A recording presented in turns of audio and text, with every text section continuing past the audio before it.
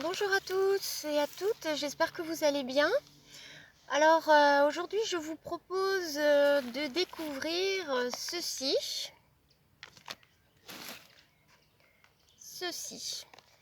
qui n'est pas rien.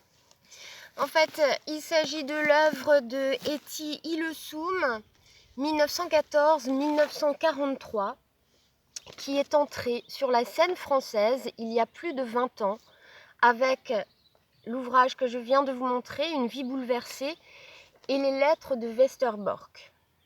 Donc ces fragments de journal et de correspondance ont suffi à rendre totalement inoubliable la figure de cette jeune femme juive d'Amsterdam qui est morte à Auschwitz à 29 ans. Alors personnellement, Etty m'accompagne depuis quelques années. Pour moi, elle est comme une amie, une confidente, une bonne fée. Ces lignes incarnent véritablement sa personne et lui donnent même chair. À la fois spirituelle, mais audacieuse, libertine, amoureuse de la vie, elle est comme envahie par ses inspirations artistiques qu'elle cherche en fait à dompter. Elle est envahie, littéralement enthousiasmée par la beauté du monde, un monde qui pourtant, vous le savez, ne le lui rendra pas, cruel, implacable. Son œuvre, l'œuvre d'Etty, nous confronte au mystère d'un cheminement spirituel, à la fois refuge et en même temps comme force pour aller aider, pour se rendre utile, pour faire œuvre de charité, de compassion, au sein de l'horreur des camps qui l'entourent. Donc au pire moment de notre histoire, elle a su choisir de s'arrêter parmi les ténèbres sur la lumière, sur la vie infime qui peine à être, mais qui subsiste malgré tout au cœur du chaos. Et ça, on le ressent beaucoup dans ce qu'elle écrit, l'horreur du monde, la cruauté, l'insensé, le côté insensé du mal, et pourtant elle, Etty, est là. Elle ne cherche pas à donner du sens, mais elle sait regarder le monde et y trouver cette notion de beau, et elle arrive encore à s'émerveiller. Donc je pense que le moment inédit que toutes et tous nous vivons plus ou moins paisiblement en ce moment, peut être une occasion, une chance de la découvrir et de littéralement de s'abreuver de ces lignes. Alors j'ai choisi de vous lire un petit passage, voilà, qui illustre, je pense, mes propos.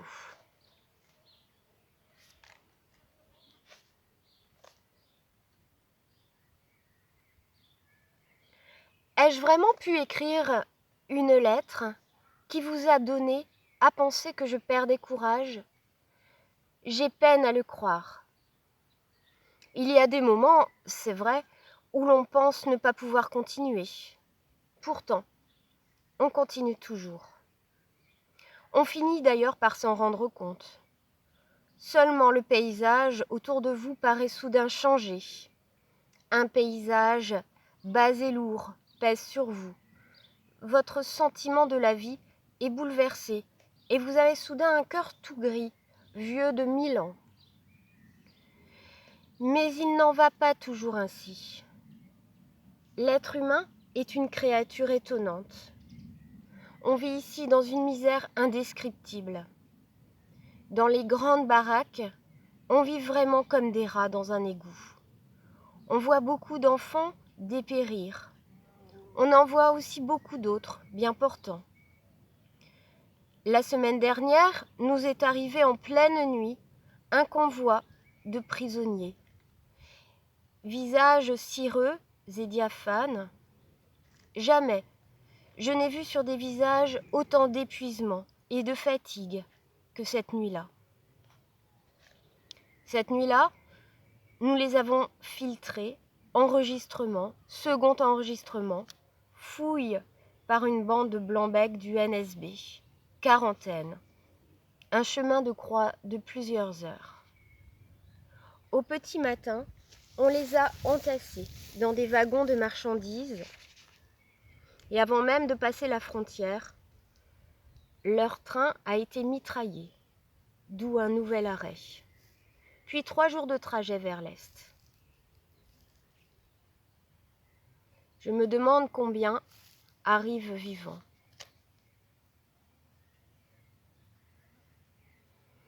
Et mes parents se préparent à un de ces convois, à moins que la solution Barneveld ne tienne contre toute attente. Avec papa, je me suis promenée l'autre jour en luttant contre une espèce de vent de sable. Il est charmant comme toujours et montre un beau stoïcisme. Cela vous pèse, pourtant parfois bien lourd, voyez-vous, un petit papa si gentil et qui par moments serait prêt à renoncer. Mais ce sont des sautes d'humeur. Il est aussi d'autres moments où nous rions ensemble et nous étonnons d'une foule de choses.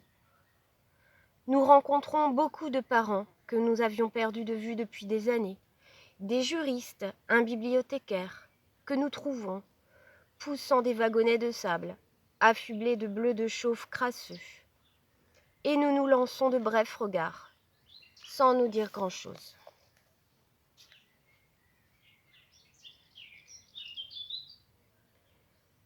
Mais je m'égare.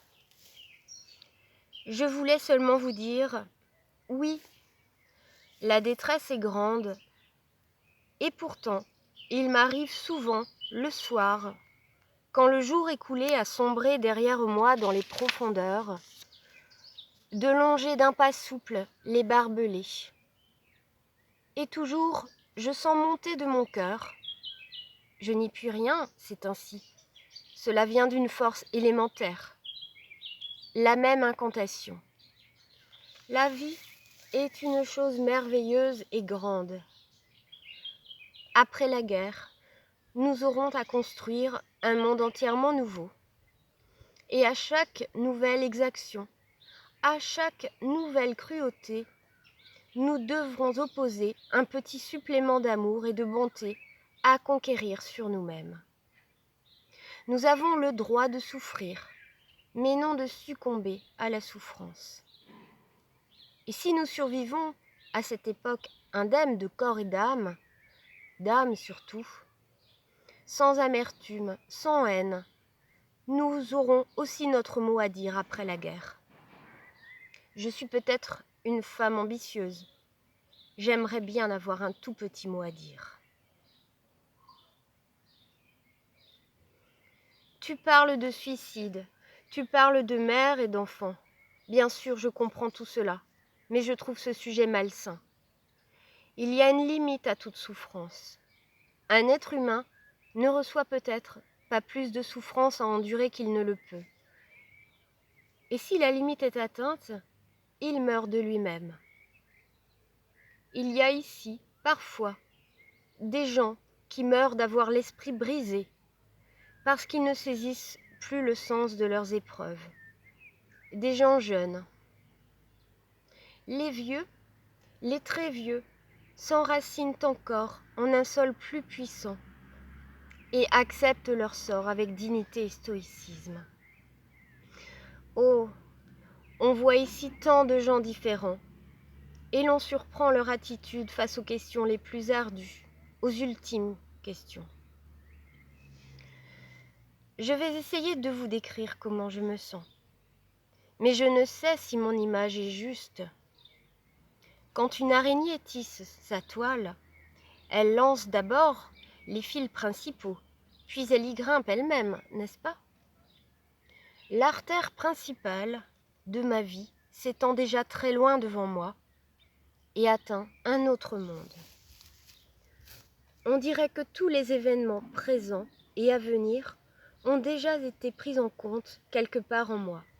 Je les ai déjà assimilés, déjà vécus, et je travaille déjà à construire une société qui succédera à celle-ci. La vie que je mène ici n'entame guère mon capital d'énergie. Le physique se délabre bien un peu, et l'on tombe parfois dans des abîmes de tristesse. Mais dans le noyau de son être, on devient de plus en plus fort. Je voudrais qu'il en fût de même pour vous et pour tous mes amis. Il le faut. Il nous reste tant à vivre et à faire ensemble. C'est pourquoi je vous crie.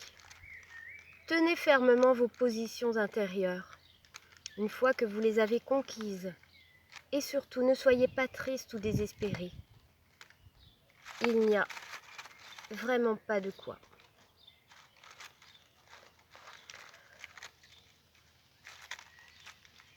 Alors Etty Soum meurt à Auschwitz le 30 novembre 1943.